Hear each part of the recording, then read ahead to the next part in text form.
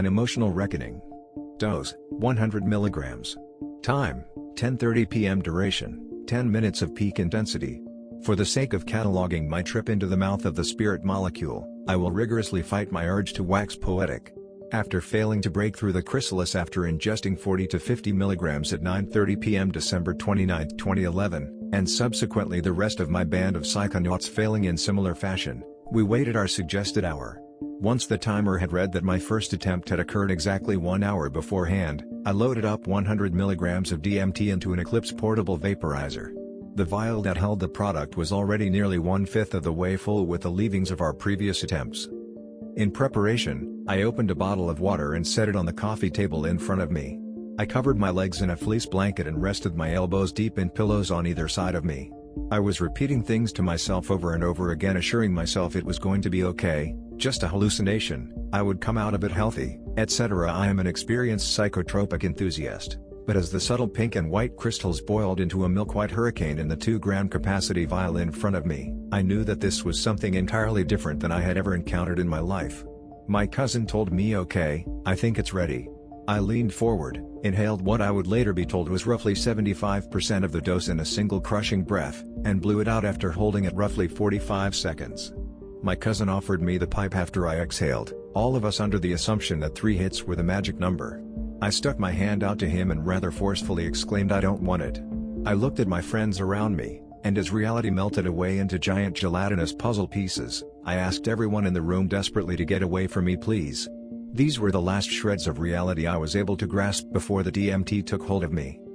First, let me warn you that, at least for myself and my group of travelers that preceded me into oblivion, the DMT does not come on as some on the internet suggest, at least for this dose and for me. The DMT was there for us, for me, in a flash. There was no build-up, no crescendo. I went from 0 to light speed in a nanosecond. I was being video recorded and tape recorded, and even now I remember practically everything from the trip because it felt so real. So, now that I've completely deviated from my course, onto the meat of the experience. I exhaled the smoke, which is not nearly as grotesque as it was made out to be yet again on the internet, and the room turned into thick yellow plastic puzzle pieces. Everyone around me were inside of them, in a form of ugly stasis, and while my mind tried to make sense of what I was seeing, a giant Day of the Dead stylized mask was in front of me, blowing colored sand in my face. My consciousness flitted out of the frontal lobe of my brain and cowered in fear before me. The mask emanated doom, and suddenly what appeared to be inverted fleur-de-lis materialized on both sides of the skull mask. I was moving at light speed through rows and rows and rows of these fleur-de-lis, the mask blowing more and more dust into my soul until I reached the doorstep of the universe. I will inject a post-trip thought here, thus far into the experience. For what seemed to be days of irreconcilable chaos time, I was fucking terrified. The feelings of titanic doom gave way to feelings of complete awe and wonder in time, but for this stage I was scared in a way that I had not been since I was a child. I honestly felt like I was dying, and in retrospect believe I asked for everyone to leave the room because I did not want everyone in the room to see me go limp and pass on. As the fleur-de-lis and skull face dragged me to the doorstep of the beyond, I had a singular coherent thought. You broke yourself. As soon as I said, or thought, that, I was floating in space, belly up. I could sense that the earth was underneath of me and that I was no longer in my body. As I lay there in an orgasmic sense of awareness accompanied by a biological drum dirge, a pulsing rhythm that I could feel entering my body through my eyes, ears and genitals, 3 symmetrically arranged woman goddesses, I can only describe them as such because I felt that they were monstrous in size and ineffable in the way that they moved. Adorned with spacesuit material, silver nurse outfits and silver versions of the Day of the Dead masks hovered over me. The masks were moving as they spoke. "Dennis, it's okay. We love you. You're going to be fine. Keep your eyes closed." My consciousness was exploding. The colors were there. These things were there.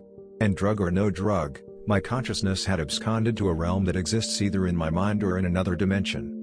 My eyes began to flutter open because I could not compute the intensity of what I was seeing. Later my companions in the video log would reveal to me that I became almost sickly pale and my eyes fluttered as if I was in full theta wave dream state, leading the more inexperienced to become anxious that I was having a seizure. The beings begged me to keep my eyes closed, and as the face of the middle goddess came nose to nose with me, she hugged me. I felt it. Not in a sexual way at all, but in the most loving, motherly way imaginable. I could no longer take it. I opened my eyes. Everyone around me was split into 5 symmetrical parts. Tentacles of eyeball-adorned light were shooting out their eyes, off of their knuckles, out of their mouths. Impossible, pulsing masses of geometrical life would completely shut down my vision. I would shut my eyes and the smiling death nurse goddesses were undulating and smiling, coaxing me to stay. My eyes opened again and I felt like I had urinated all over myself, similar to the feeling psilocybin may conjure. In reality I did not, which I was shocked to discover. Like I was still urinating all over myself and there was nothing I could do to stop it. A second intelligible thought came. You didn't break it because nothing is real. As I said this to myself I lurched forward and the word real repeated itself over and over again. As my head lurched forward, what I can only describe as the sensation of my brain falling out of my head occurred. Everything was digitized, and the word real became the roar of a waterfall over top of the drums.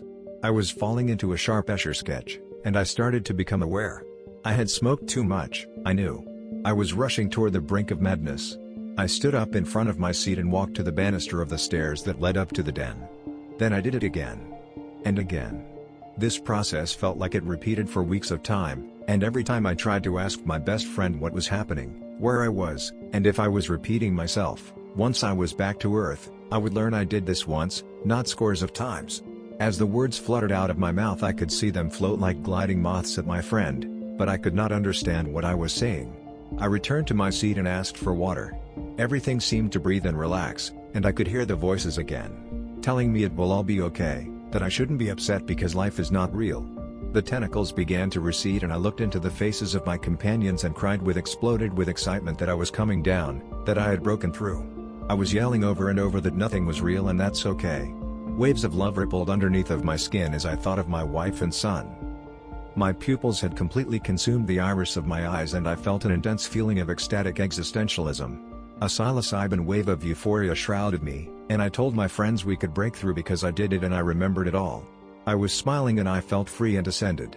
I left something in that void, that color out of space. I left some kind of anxiety there. Perhaps it was the scope of what I had experienced, or the sense that the wall between my sleeping and waking mind was demolished and they had finally intertwined. Whatever it was the most enigmatic experience thus far in my 28 years on this planet. I will do it again, but not for some time. I have spent a decade wanting to try DMT. If this is your first time, and you prepare a high dose for yourself as I did, nothing you can read, hear, or research in any capacity is going to prepare you for what you are going to be held witness to. I was dead, jettisoned into the universe, and came back a new man. I was terrified, entranced, exhilarated, horrified, mystified, and torn down and rebuilt. It's pointless saying that DMT isn't for the inexperienced or those with weak constitutions because there is no way any one person could prepare for something like I experienced. You just have to do it. And there isn't a goddamn soul on this planet who shouldn't be clamoring to experience it as soon as they can.